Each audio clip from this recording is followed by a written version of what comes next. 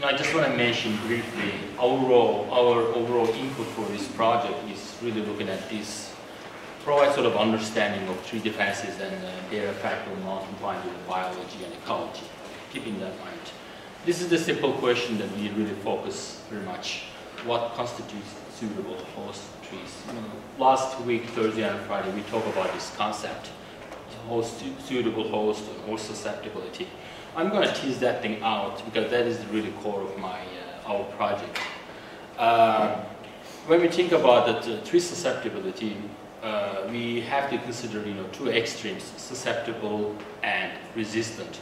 And there are several factors, some of them explained by Jenny's genetic component. When we're talking about genetic, we really mean usually for tree defenses.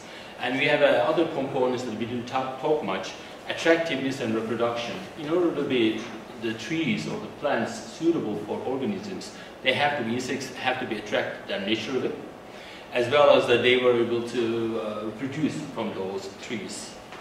And Jenny's also talked about these things briefly. There are several components, biological and abiological factors that actually affect this tree susceptibility. We have environment. We have when we say environment, we're talking about physical environment, such as temperature as well as topography, those kind of factors, landscape features basically. We have resources, soil resources. Water is one of the components that we investigated, but also other components such as nutrients. And organisms, organisms that occurring in one system might affect the attractiveness or suitability of the same plants for other organisms. This is a very common phenomenon. It just, basically tree susceptibility is not a stable thing. It changes depending on depending on the organisms, depending on the resources, depending on the environment. And from here, we look at the beetle conditions. Whether these characteristics, tree susceptibility, will improve the beetle fitness or reduce the beetle fitness. Reduction or improved beetle fitness is a serious consequences on the organism itself. In here, we just focus on these three parameters: tree selection and colonization, group production and survival, and dispersal. And at the end of these studies, basically fits on the, look at the whole tree susceptibility and beetle condition at the tree level, stand level, and landscape level beetle host tree interaction, sort of giving you a bigger picture here.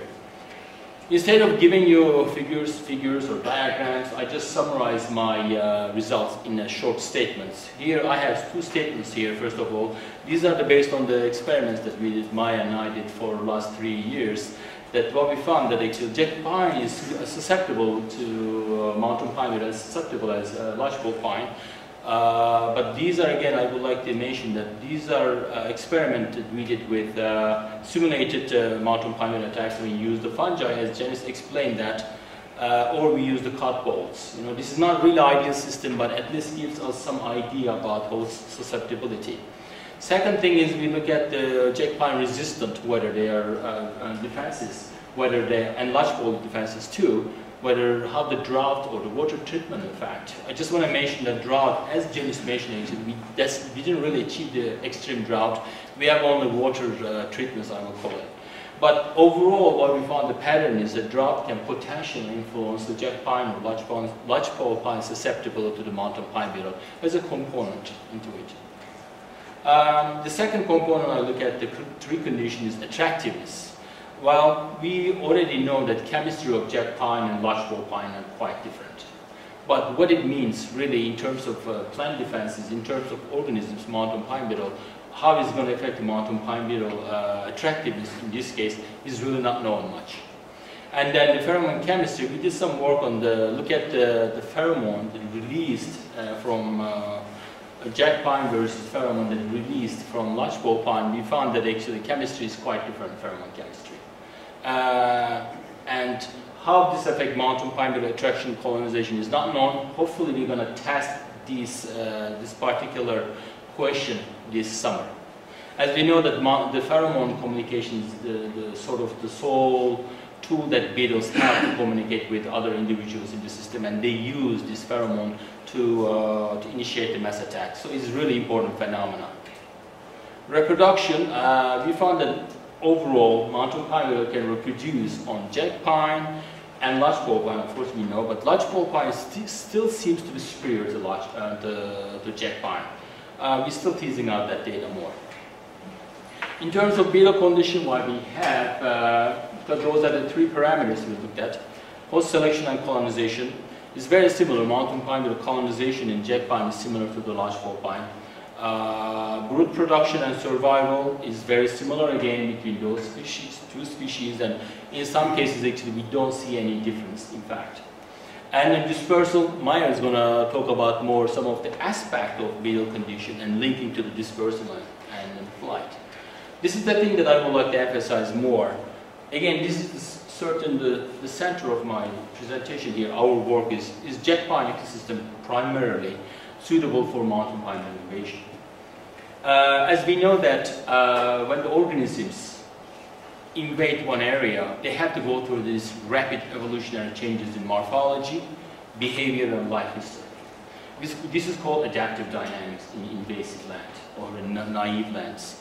But these kind of behaviors, adaptive dynamics, is going to be really, really critical looking at the rate of local adaptation, its persistence and distribution in the landscape. But these are really dynamics because there are different ecological processes operating in jack pine forest versus lodgepole pine forest, such as climate, which is different. We're talking about whether it's wet or dry. There is a novel and episodic physical disturbances. There is a recent paper published actually by Tim Showalter from Louisiana State University that he linked to how the disturbances affect bark beetle dynamics, and he found really interesting patterns on that. It's no surprise there actually, but he put together this annual review paper.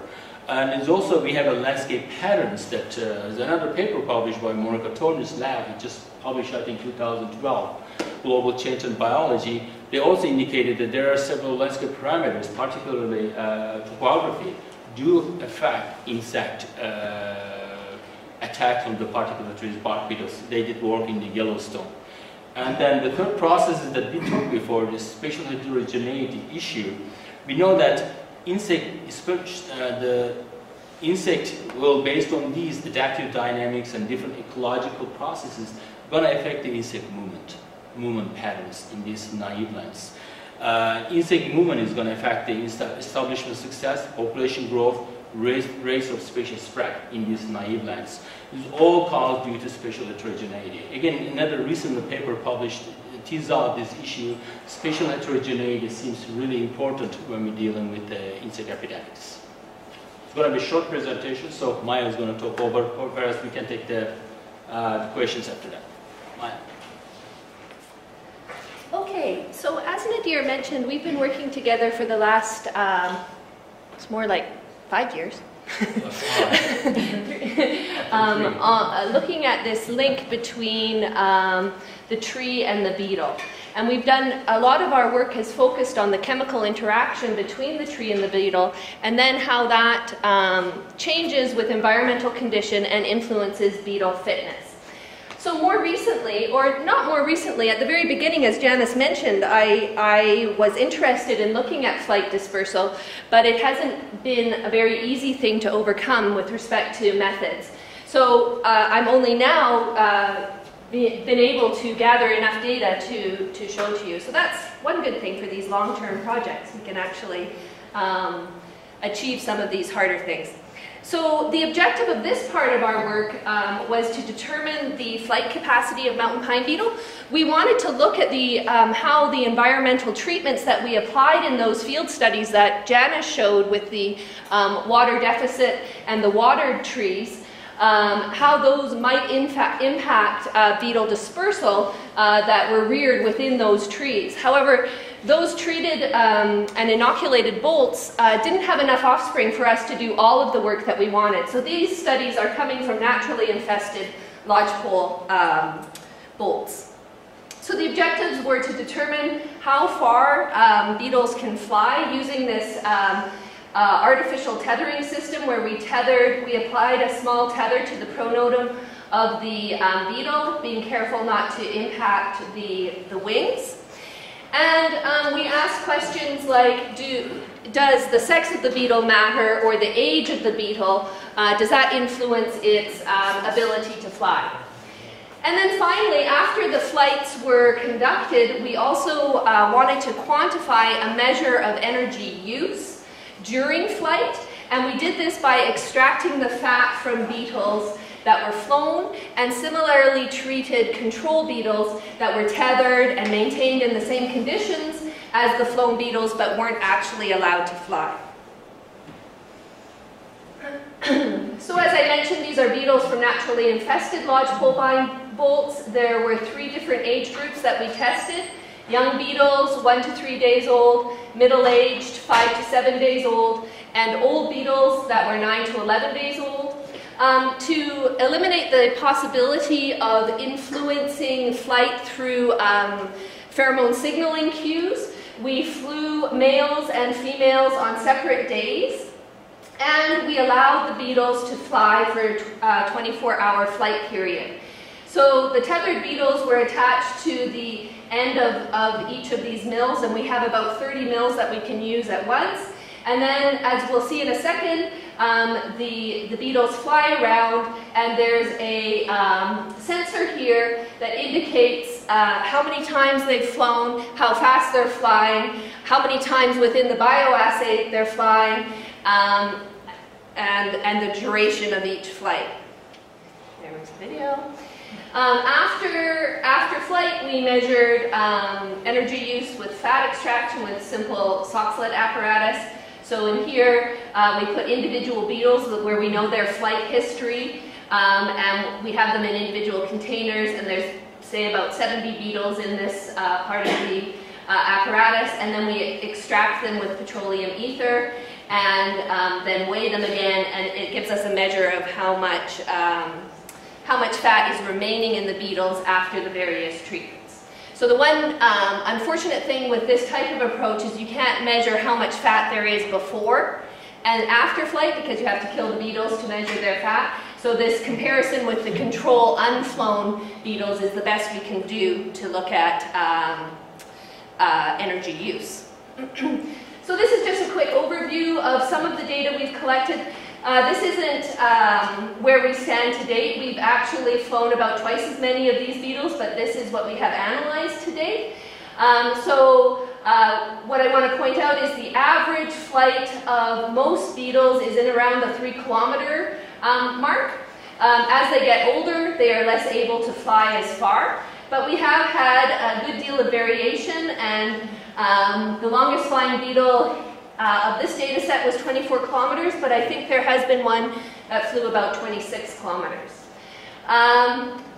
The flight velocity was about 0.5 meters per second. And we'll look at some of these differences with respect to age and sex with some of the graphs upcoming. So one of the major findings was that the condition of the beetle before it was flown really dictated the capacity of the beetle to fly. So the biggest factor was how much the beetle weighed before it was flown, and that was positively correlated with the distance it was able to fly. Age also significantly affected the total distance flown. And as we saw on the table before, older beetles were less capable of flying. But what the interesting thing was that middle-aged beetles seemed to be able to fly the farthest. Okay, so what this graph is showing flight duration. This past one was showing flight distance. And this now we're talking about flight duration in minutes. And we also saw that the time spent in flight was longer for beetles that were heavier. And there was a significant interaction between sex and age, which is shown here. So here we have the light green indicating the female beetles, the dark green indicating the male beetles. And then for young, middle, and old-aged beetles. So there was a significant interaction between these two factors that showed that males spend more time in flight than females, except for the old males. And the interesting thing is that even though males fly for a longer period, they equally fly as far as females. So there's lots of things interacting for the end result. This slide just shows us about energy use during flight. So here we have the control beetles in yellow, which are the beetles that were tethered and manipulated in the same manner but were not allowed to fly, versus the flown beetles in blue for the males and the females. So we can see that there's less fat in the beetles that were flown, so we're confident that fat is the major fuel for flight in this species. And also, as would be expected, females have more fat than males, and this is quite common because females have to produce eggs when they reach their host. So what we know so far is that beetle weight or condition dictates flight. We have also done measurements on the pronotum width of the beetles that we use, so we now need to do more calculations on things like beetle volume to see if that's a more important indicator than weight. There's a positive relationship between pre-flight weight and the propensity for beetles to fly. Most of the beetles, around 80% of the beetles in our assays actually flew, which was kind of, for someone who works on insect behavior, that's an awesome statistic. So that was a little surprising to me that most of them did fly. So this pre-flight weight is correlated with whether they'll fly or not, how far they're flying, how long they're flying in a single round, and their velocity when they are flying. The propensity for flight, the total flight distance, and the velocity were similar between males and females. But don't forget that I mentioned that the males actually were flying for a longer duration. Flight distance increased with beetle age just to that middle age metric that we used. And then the older aged beetles, so the 9 to 11-day-old beetles, were less able to fly as far. And then finally, the beetle age and the sex affected the time spent flying and the body lipid content post-flight. So now that we have this assay up and running, there's a number of things that I'd like to do in the future, some of which we'll be able to hopefully achieve under the end of the TRIA project, and some that will probably need to be conducted under other umbrellas. But what we're looking at now is we have all of this fat that we've extracted from the flown and control beetles, and so we're now hoping to get this fat analyzed to see if males and females are using similar sources of fat for flight, or what the fat content looks like for flown versus control beetles. So that's something that we hope to conduct this summer. Then there's several other flight experiments that we'd like to conduct. First off, we're going to be looking at whether there's trade-offs between energy use for flight and then following into subsequent reproduction. So what we're going to do is we're going to fly beetles on mills and have our control beetles like before, and then we're going to inoculate those into bolts and see whether the offspring potential for the differently treated beetles is the same or different. We expect, of course, that females with reduced fat content may be less able to produce as many eggs as females that have flown large distances. Then the next question we're really interested in is looking at what beetles smell when they emerge from a bolt influences their not their capacity, but their decision to disperse. So we're going to start off just using uninfested host material and compare jack pine, lodgepole pine, and say a non-host like a spruce, and see whether if the beetles are smelling those compounds when they're on the mills, are they more or less likely to disperse. Then to try and connect our work with other work going on looking at the fitness of beetles in the different hosts, we're also going to try and directly compare whether beetles that are reared in jack pine versus lodgepole pine are similarly able to disperse. And flights addressing this question are ongoing right at this time. In the future, we also want to see whether or not flight is influencing signaling. So one thing that we are now becoming, that's now known, is that some of the pheromones that are used in the aggregation process, particularly the male-produced aggregation signal exobrevicomon, is biosynthesized in the fat body. So one question that we really want to know is, are beetles that have to fly farther, are they less able to signal a strong signal because they have less fat reserves when they arrive on their host? So that would be a really cool thing to see if there's condition-dependent signaling in this species. So what I'm hoping to garner from you and to try and fit our work into implications for beetle management is that I'm hoping that what we can understand from this approach is what kind of biological and environmental factors influence how far beetles are flying, and whether or not this could be useful for understanding dispersal, particularly that occurs at the stand level. Because the population genetics approaches that we'll be hearing about in a bit are very useful for looking at dispersal over very large distances, but are there characteristics of the stand that may influence the beetle's behavior that we can get at using this approach? And then finally, I'm hopeful that the data that we're generating may be able to be used in models of mountain pine beetle spread in the future.